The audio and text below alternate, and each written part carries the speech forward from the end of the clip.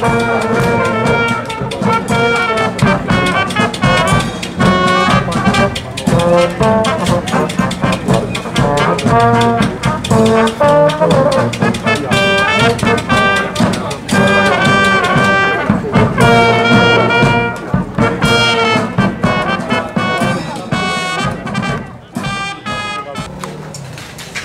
juhlava päivä paitsi tietysti tälle hankkeelle sinänsä, mutta myöskin joukkoliikenteelle sikäli, että poikittaisliikennehän on meillä ollut perinteisesti vaikea pala. Siis joukkoliikenteen kulkumuotoisuus on varsin korkea on sormimallissa, eli kantakaupunkiin tulevassa liikenteessä, mutta poikittaisliikenteessä ne käyttömäärät on ihan toista luokkaa.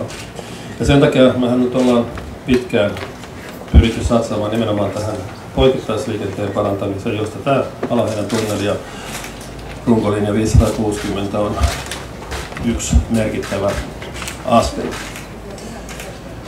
Toinen ilahduttava asia nimenomaan tähän tunneliin liittyen on se, että budjetti on alittunut miltei neljänneksellä tai suurin piirtein neljänneksellä, mikä on erityisesti näinä aikoina varsin hyvä saavutus.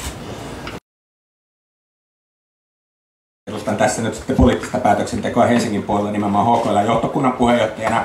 Ja musta on suuri ilo olla mukana tekemässä tämmöistä hanketta, infrahanketta, joka lisää joukkoliikenteen tehokkuutta ja käyttökelpoisuutta ja palveluastetta. Ja niin kuin Pekka edellä sanoi, niin ainakin mun mielestä erityisen vahvaa on tämä poikittaisliikenteen korostaminen tässä asiassa, koska se on ollut nimenomaan puute. Mä oon itse Itä-Helsingistä ja Roihuvuodesta ja me aina lähiöistä ajatellaan, kun kaupungilla on näitä strategisia tavoitteita, että nimenomaan esikaupunkeja pitää elvyttää tai pitää jollain lailla pitää elinvoimaisina.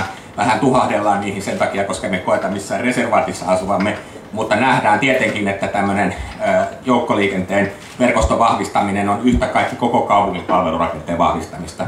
Ja se on myös sellaisia hankkeita, jotka auttaa meitä säätelemään koko kaupunkisuunnitteluperspektiiviä. Eli aina kun me satsataan isoihin joukkoliikennehankkeisiin, niin silloin paineet tehdä merkittäviä lisäinvestointeja yleensä liikenneinvestointeihin ehkä pienenee jonkun verran. Eli kun liikennevirtoja hallitaan juuri näillä joukkoliikenneinvestoinneilla, niin sillä on tätä kautta koko rakenteen kannalta hyvinkin isoja merkityksiä. Tämän joukkoliikennejärjestelmän merkittävänä haasteena se, että keskustaan suuntautuvilla matkoilla niin reilusti yli 60% moottoriajoneuvoilla tehdyistä matkoista on joukkoliikenteessä.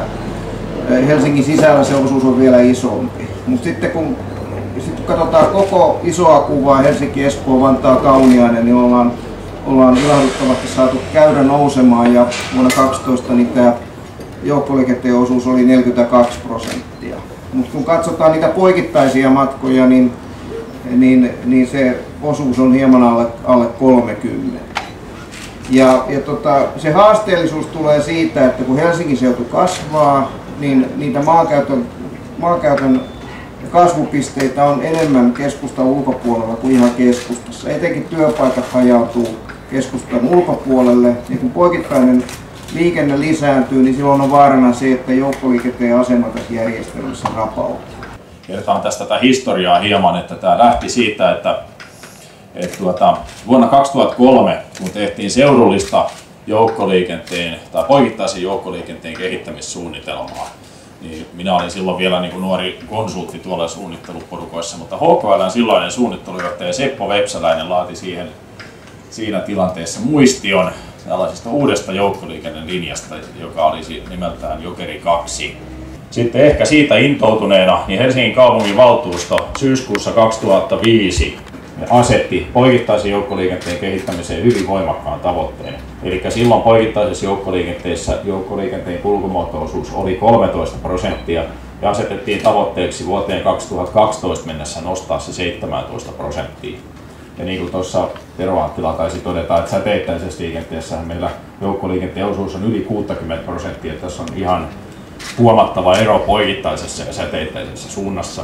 Ja kun tiedetään, että liikenne kuitenkin kasvaa nimenomaan tässä poikittaisessa suunnassa, niin oli erittäin tärkeää kohdistaa panoksia tähän poikittaiseen liikkumiseen.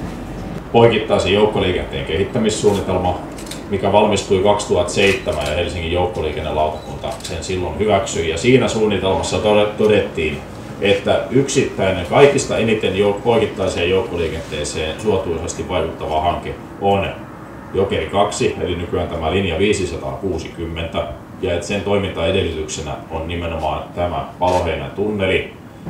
Ja kaupungin valtuusto sitten joukkoliikennelautakunnan kehotuksesta niin toukokuussa 2009 sen päätöksen teki. Ja se mikä mielenkiintoinen lause löysin sieltä perusteluista, siellä todetaan muun muassa hankepäätöksessä, että herkkyystarkastelujen perusteella hyötykustannussuhde säilyisi hyvänä, vaikka hankkeen kustannukset nousisivat huomattavasti. Ja niin kuin Pekka Sauri totesi, että tässä hankkeessa nyt hankkeen kustannukset ovat tippuneet noin 25%. Ja tämä oli jo niin kuin aikaisemmalla kustannusarviolla erittäin kannattava hanke.